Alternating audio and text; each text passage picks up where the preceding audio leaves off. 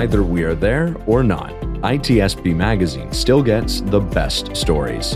There are plenty of conferences and all sorts of events that spark our curiosity and allow us to start conversations with some of the world's brightest minds. In person or virtually, we sit down with them at the intersection of technology, cybersecurity, and society. Together, we discover what the synergy of these three elements means for the future of humanity. Knowledge is power, now more than ever. CrowdSec, the collaborative and open source cybersecurity solution. Analyze behaviors, respond to attacks, and share signals across the community for free. Let's make the internet safer together. Learn more at crowdsec.net. EdgeScan offers continuous vulnerability intelligence as a service, accurately identifying vulnerabilities and exposures across the full stack. All threats are verified by cybersecurity experts, providing exploitable risk and remediation guidance, virtually false positive free. Learn more at edgescan.com. Pantera, the leader in automation security validation, allows organizations to continuously test the integrity of all cybersecurity layers by emulating real-world attacks at scale to pinpoint the exploitable vulnerabilities and prioritize remediation towards business impact. Learn more at www.pantera.io.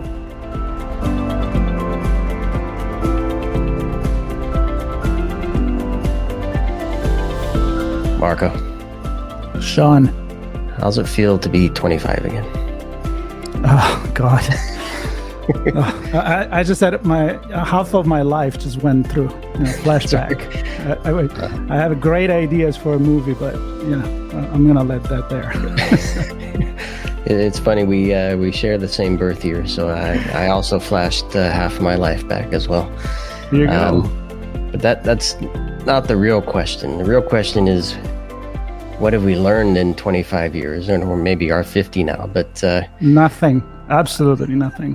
Yeah, maybe you and I personally haven't, but there are a lot of folks that gather in the sweltering hot desert of fabulous Las Vegas every year to learn from each other by breaking things, sharing things, talking about things, and it's all part of Hackers Summer Camp, and specifically that's Black Hat and DEF CON, the two, and there's a bunch of other events taking place around there as well.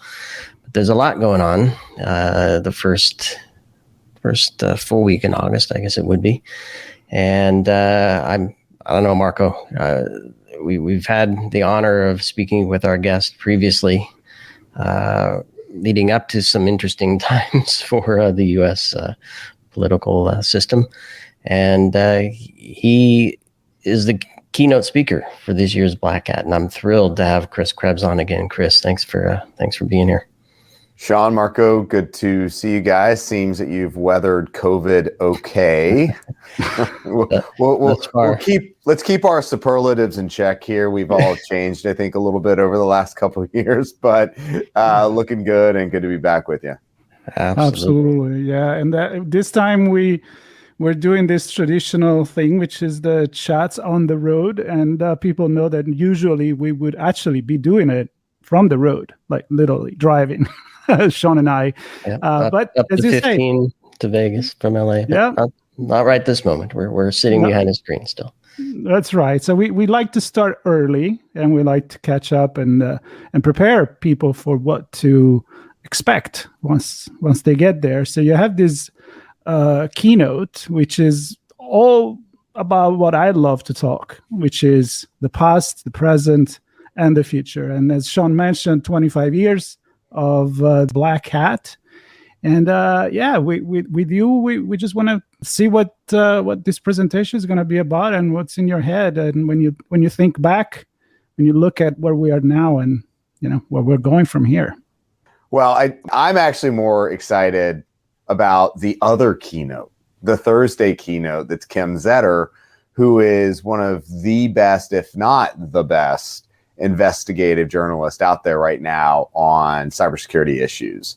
Of course, she was the reporting force behind Stuxnet in her book there. So she's going to have a great keynote. So everybody make sure you check that one out as well.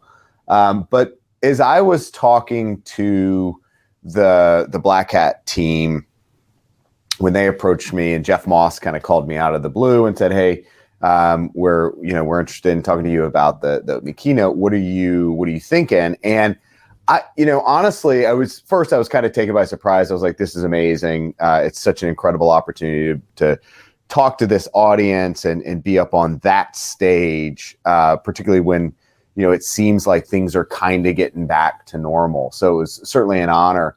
But they kind of casually dropped that this is Black Hat at 25. And that's like, oh man, that's a lot of pressure. That's what are we doing here? Are we summarizing 25 years of history? And I, as I was talking to Steve and Jeff, I was kind of reviewing, what I do these days. And so what I do is I go out there and I talk to my peers, I talk to executives, talk to CISOs, talk to, incident response teams, and I'm just trying to get a sense of what they are experiencing today and what have they seen in terms of the big changes. What were the kind of inflection points over the last several years that changed the way they've behaved, they've been supported, they've been engaged. And then I want to drive it a little bit more forward. And I want to say, where do we think we're going to be 5 years from now? Where do we think we're maybe going to be 10 years from now? And trying to kind of get that vibe check of, are we going to be better? Are we going to be worse? And, that sort of conversation actually doesn't particularly lead anywhere helpful. So trying to then decompose, all right, fine, 5 years out, 10 years out, better or worse. The more important aspect of this is, what do we think those inflection points are going forward, those key decisions that government has to make, that industry has to make, that we as a community have to make? And can we start putting those up on the scoreboard and each commit to making those happen? So that's a bit of what I want to dig into, is what do we think has changed dramatically in the last several years, but going forward, where do we think things are going, and how do we shape that environment from the Mandalay and Vegas, and then once we break out of Vegas and get back into our daily routines, what is it that we have to kind of bring on to drive change? Because we've seen over the last 25 years that it's not going to happen on its own.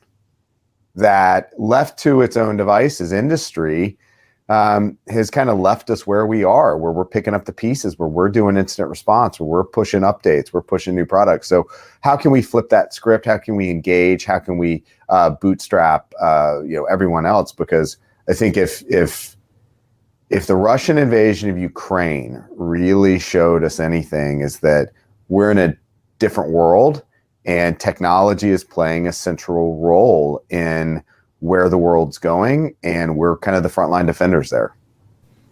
Yeah, so much to unpack in all of that, Chris. And it's incredible you have all of this in your mind. Obviously, you've spent a lot of time involved in this, and I'm going to go there in a second. But just the idea that I think the industry is driven by innovation, right? We're constantly exploring and pushing the boundaries and finding ways to break through them, and then responding to the results that come because we've actually succeeded in breaking through those boundaries.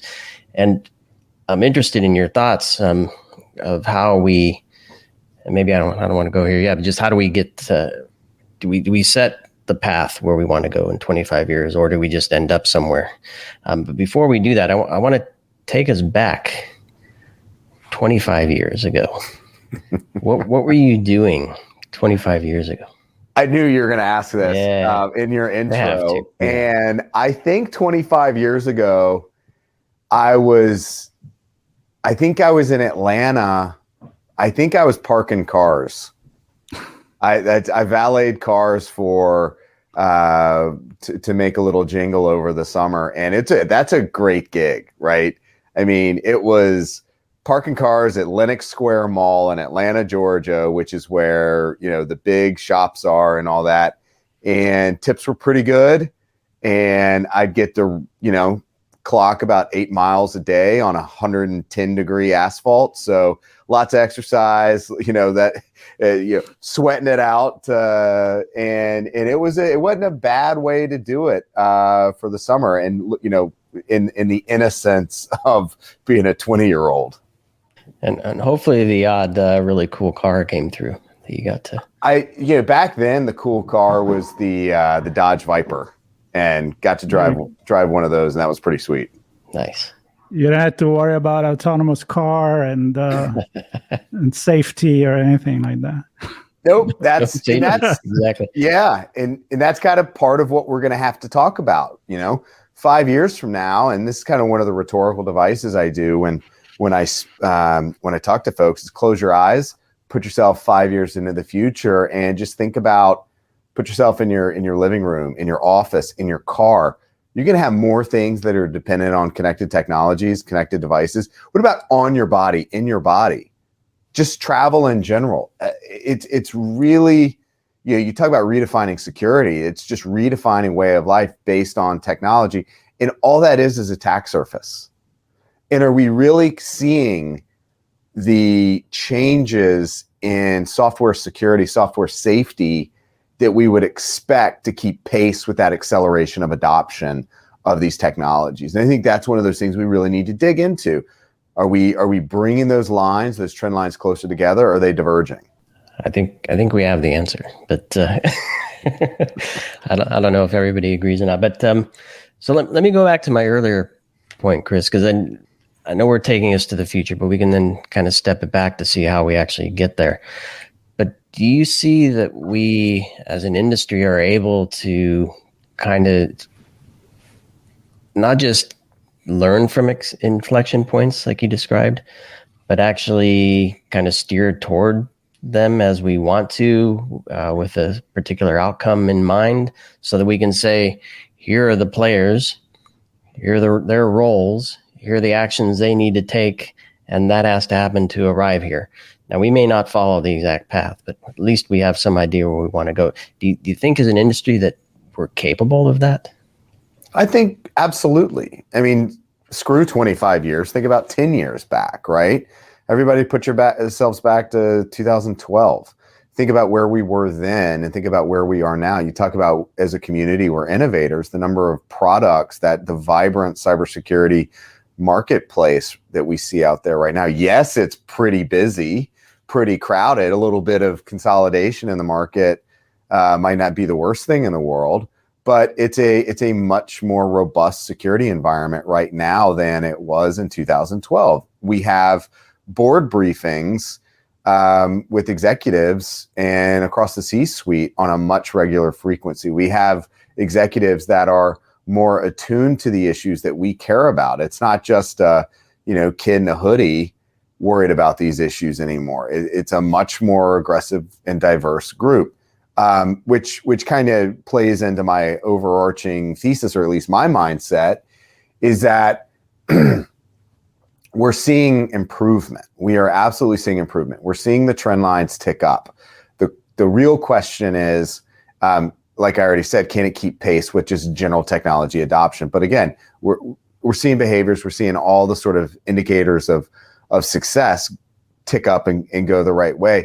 One of the disadvantages, though, we have from where we are is that we don't necessarily at the level of impact, at least on the technology adoption side, as I already talked about, we're still lagging a little bit there. Moreover, we can't necessarily control the size of the attacker pool, right? That's what ultimately has been most concerning to me over the last several years. When you let's just chop it off the last 5 years and talk about ransomware.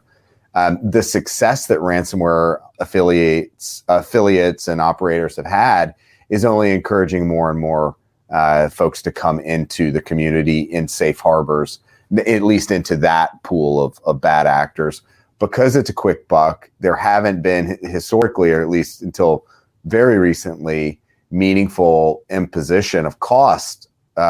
So it's been a pretty attractive racket for those folks. So again, adoption's up, bad guy number, head count is up as well.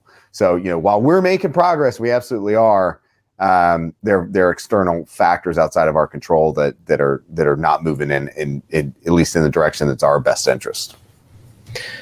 So I know Marco's going to jump in here in a minute, but another thought from you, Chris, tapping into your experience both in public and private sector, and maybe the best way to put this is there anything that you're doing in your current role with the Krebs Stainless Group that surprises you from a private sector perspective that maybe you thought was different in your role at CISA in serving the public sector? I don't know if there's necessarily anything that's that just shockingly or dramatically different than what we were doing. It says we are, in a consulting capacity, much more in the kind of the guts of companies, and also working at higher levels with the C-suite of trying to understand strategy and roadmap and help them develop programs. We don't dig too deep into individual program implementation and monitoring, things like that. I think what kind of surprises me the most is we talk about lessons learned. I felt as if NotPetya really should have been a wake-up call across industry broadly, and you saw broad segmentation across the globe. Different geographies, high-risk geos were segmented off the network. You had a much better understanding of who was coming in and out. And I've just seen time and time again that pretty universally still fairly flat global networks. And there are reasons for that, right? I mean, it's an efficient way of bringing the horsepower of a global workforce together.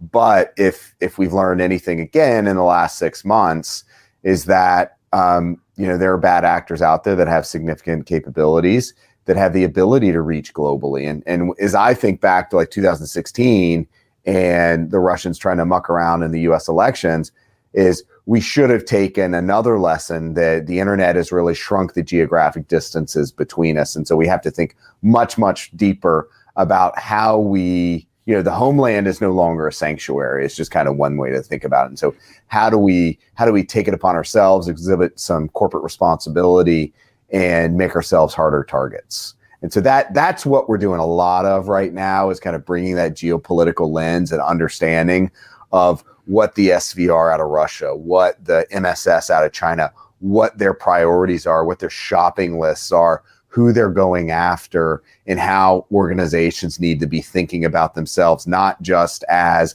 kind of random chaff on the battlefield, but instead potential hopping off points, particularly if they're shipping a product into a much broader set of targets, where you're just kind of a waypoint on the adversary's mission.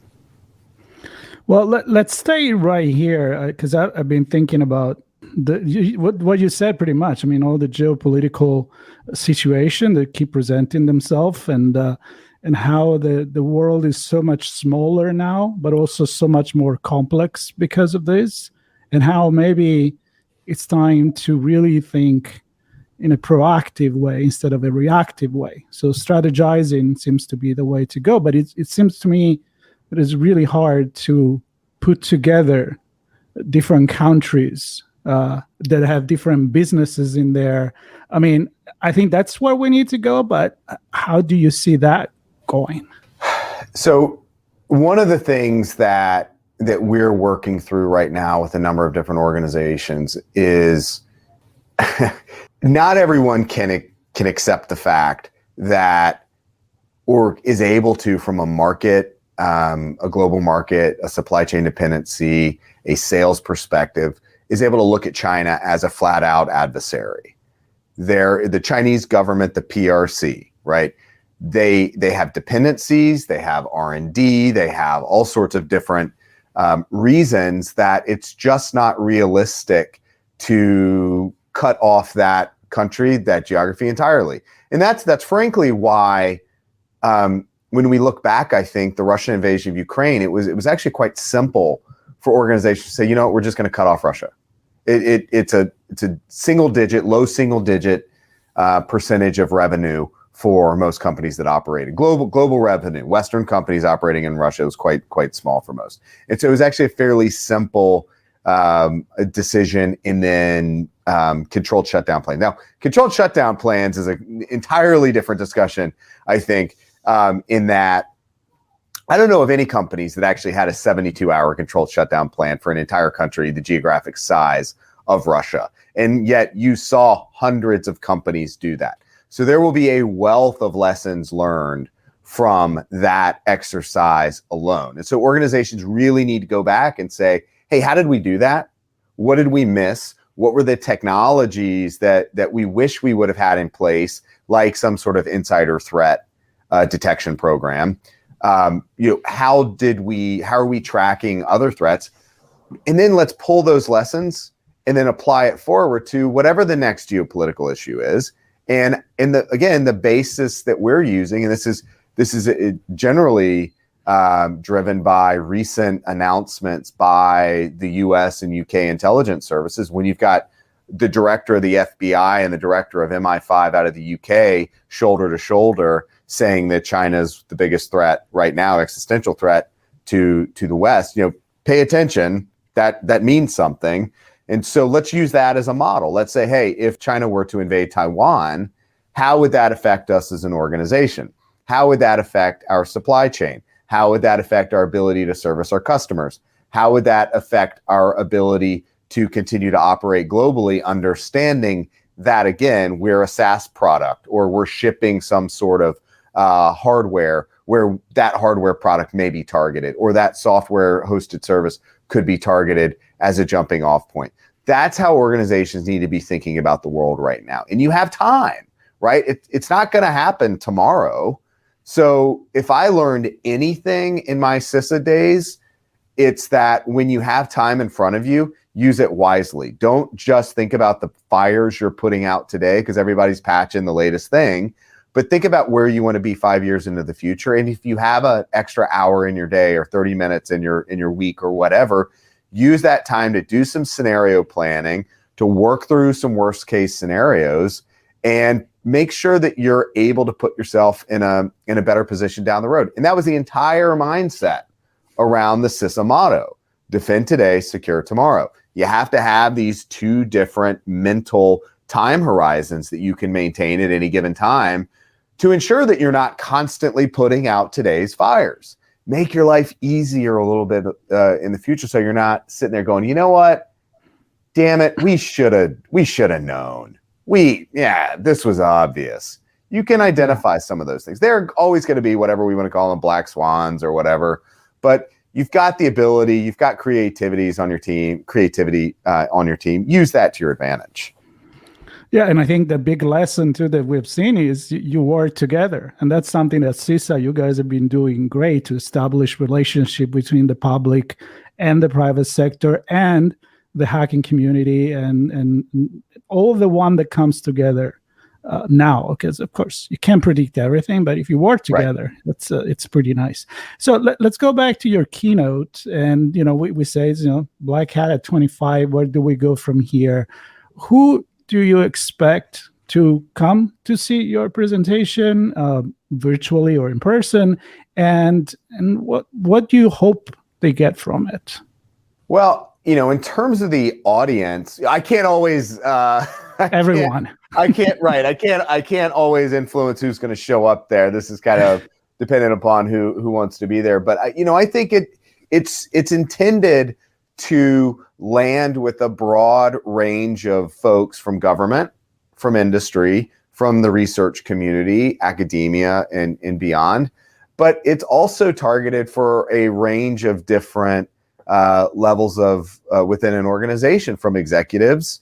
So whether it's a CISO or a CEO or even someone that's an advisor or a board member, to help them think about, as a decision maker and as someone that sets agendas, how should we be thinking about the next couple of years? move it down to the CISO, and within the CISO shop, how do we play within an organization, and how do we talk up? How do we manage up? How do we let our leadership be, put them in a position to be successful? And then throughout the community, what are some of the things we need to do to have a more inclusive workforce? How do we bring more people in? Because it's not just about the policy decisions. This is a really exciting field to work in. It's a complete bear right now. I mean, it's hard slogging work at times. Incident response in particular, we've been shields up now for 7 months or whatever it's been. So those are the sorts of things that I want to talk about, how we maintain or keep our wits about us, how we bring more people in. But again, this is fun. This is a great place to work. There's a whole lot of job security. You talk about Black Hat at 25. Think about Black Hat at 50, how big this thing is going to be and how many people are going to be there. This is an unfortunate reality of where we are in terms of technology dependency. This ain't going away. The risk piece is not going away. We're not going to solve it with some magic code. There's always going to have to be someone that's watching, that watcher on the wall, and that's keeping an eye out, that's responding, and generally making the world a better place, better, safer place to live.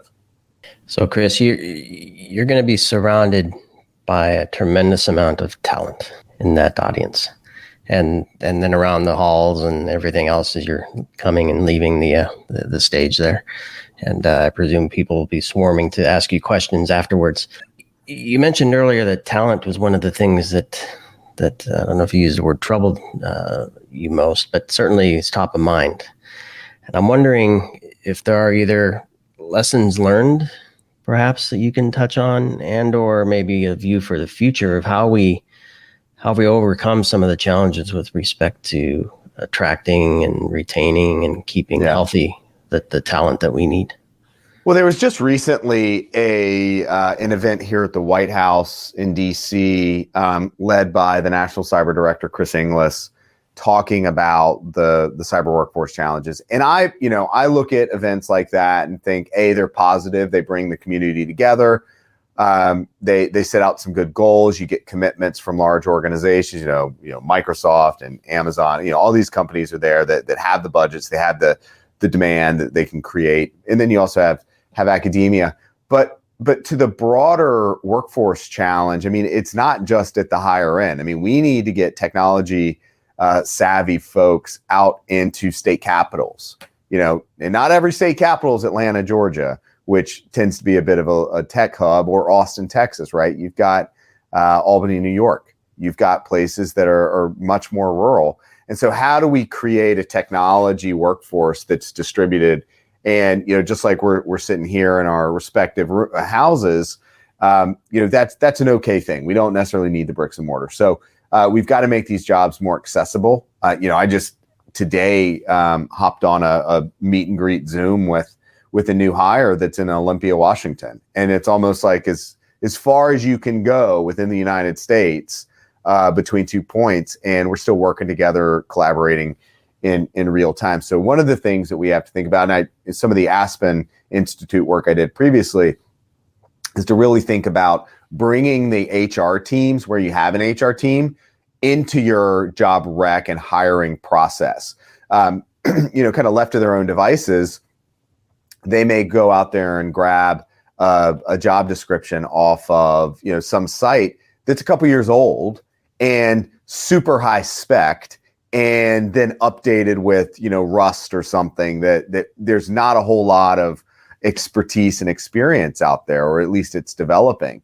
So we really need to be thinking much more reasonably and practically about about the types of people we need. Let's not overspec.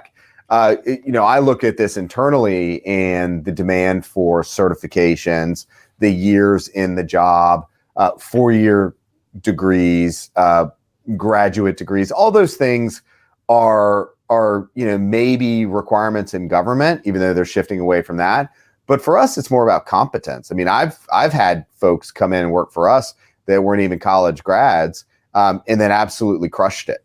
And we're developing on the fly really useful tools for our clients. And, yes, I'm cheating by referencing Jack Cable here, but, there are a bunch of Jack Cables out there that we have to provide opportunities and bring them up and then mentor them and then put them in a position to be the leaders of the future. I think kind of relatedly is, we have a lot of kind of upskilling that has to happen across our leadership space. So I think about the decision makers that are in government right now, whether they're on the Hill in Congress or in influential positions in the executive branch. And in fact, that was a little bit of maybe my secret of success as CISA director, was not that I'd come in there and throw fastballs on the technical side, but that I would listen to the technical teams. I would translate the things they're trying to get across and then put it in terms of how to talk to an executive, how to get them to understand and then get them to act in our way. So we need those translators, and we ultimately have to put the decision makers in a place to be successful.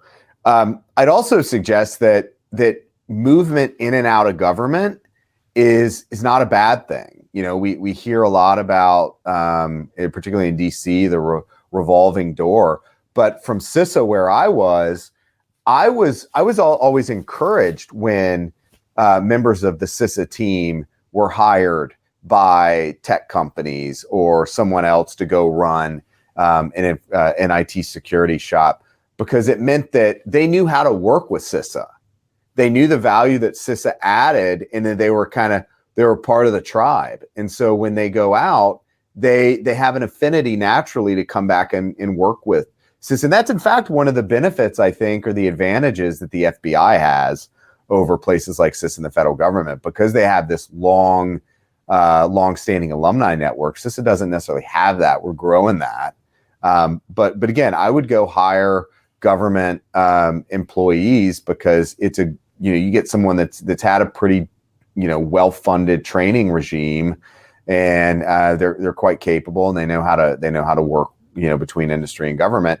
And then hopefully they'll have some great deal of success. They'll make some sweet venture deal or some big bet and become generationally wealthy, and then they'll want to come back into government. And because mission drives a lot of people. So, and then the last thing I think I'll say, and this is what's been driving, I've been thinking about a lot over the last couple of years, because as I think back to the summer of 2020 and just how active the Russian FSB and the Iranians were here in the US, I was concerned at the time that we were going to see kind of like a instant response or government denial of service, where there was so much noise out there and we were running from IR to IR to IR that we were just going to keel over, or we were going to be so distracted and the noise level was so high we couldn't parse out the signal. So it's becoming crystal clear, I think, that leaders within security teams, you have to force rest. You have to force a battle rhythm that gives the team time to recuperate, recharge, maybe go rotate somewhere else, have some time on the beach, basically.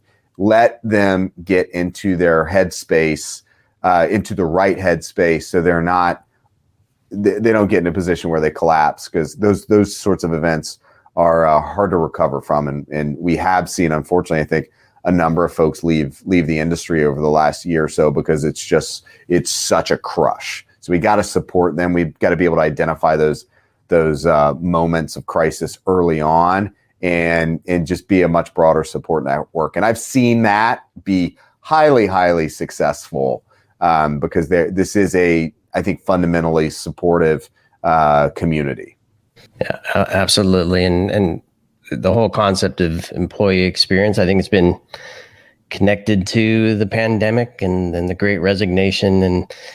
But employee experience is real, and it's broad, and it's beyond the pandemic, and it's beyond being able to work from home or not. It's things like burnout and satisfaction. And are you Are you achieving the mission that makes you burn every day and wake up in the morning and want to go to work? Or are you stuck doing something that totally sucks? So that experience, which is also connected to ESG, social governance, and which then connects to resiliency, and it's a full circle, right? If your people are burnt out and they're not happy, and it ultimately comes down to resiliency as well. And I think there's a lot we can learn from the past. And it's certainly and it's certainly easier said than done, right? But it is part of that broader commitment to, particularly as you become, leaders in management. It's not just about all the time on, hands on keyboard. It is looking at your team, seeing who might be in stress, providing them the support they need. And sometimes that means you kind of work with them to find something else. But it's the flexibility and optionality in engaging when you have to. Yep. Yeah, doing nothing because it's hard isn't the right answer. But talking about experience, and a great one, your keynote on August 10th. It's at 9 a.m. local time there in Las Vegas. Black Hat at 25. Where do we go from here?